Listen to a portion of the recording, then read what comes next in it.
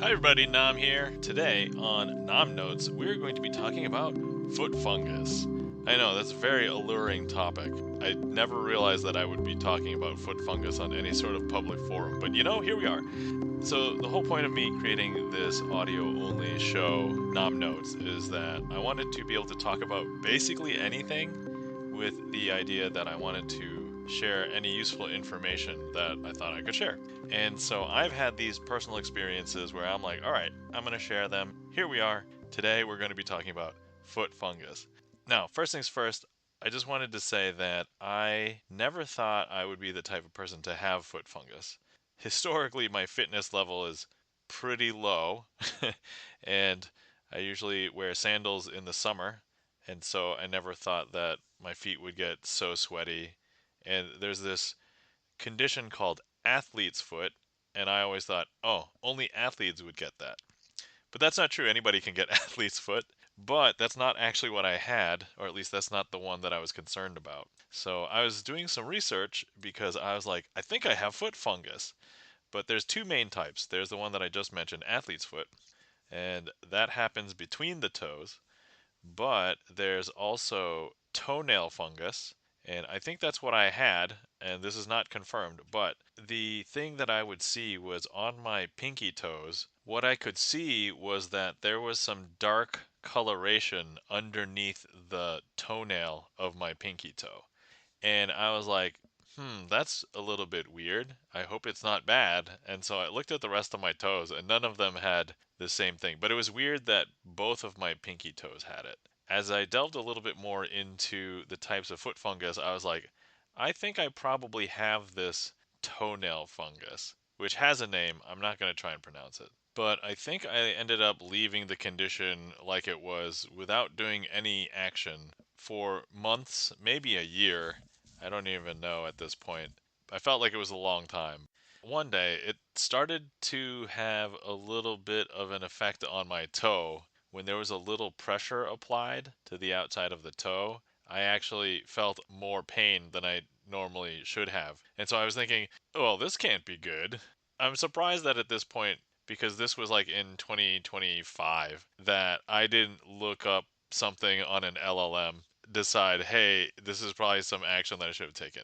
Now, I know that medical experts kind of warn you against A, doing your own medical research, and B, using LLMs, which are known to be wrong sometimes. But I decided, let me just go ahead and see, and I'm going to make a judgment on my own, and I'll do some additional research to see if it's okay. So I ask an LLM, and when I say I ask an LLM, I'm actually asking two or three LLMs at the same time. Because I feel like if there's going to be a hallucination or something wrong, at least if I ask multiple, then the likelihood will be lower. So, anyway, and the most basic thing that I asked it was, I think I have foot fungus.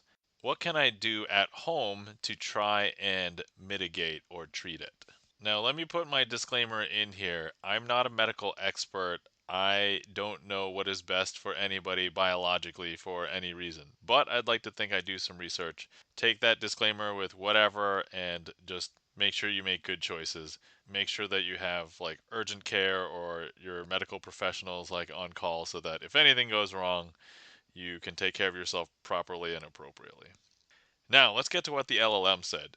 Pretty much all of them recommended a handful of different things. And the first things are like over the counter medications. So there's things like creams and gels and some pills that you can go out there and purchase and use. The gels and creams are often like topical, but if it's underneath the toenail, you're trying to get like that underneath the toenail. And then if you're taking the pill, that will work over like months because your toenails don't grow that quickly. So in order to see improvement and to see, once it grows off, then to make sure that it's not there anymore kind of thing. That was like, I wanted a faster solution.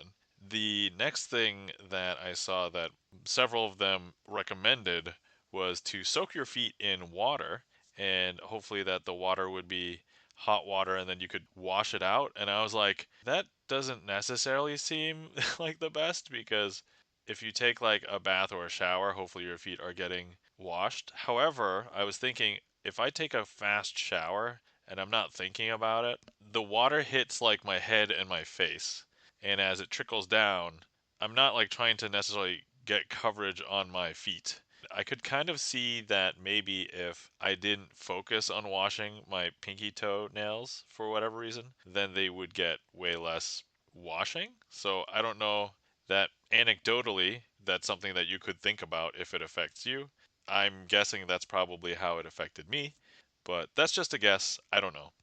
So I decided that I would continue to read all of the responses and see what I could get. And they each happened to also, they didn't recommend this, but they seemed to pull up other people's testimonies that tried a thing and they were like, people have had success with this method. And I'm like, oh, what's this method?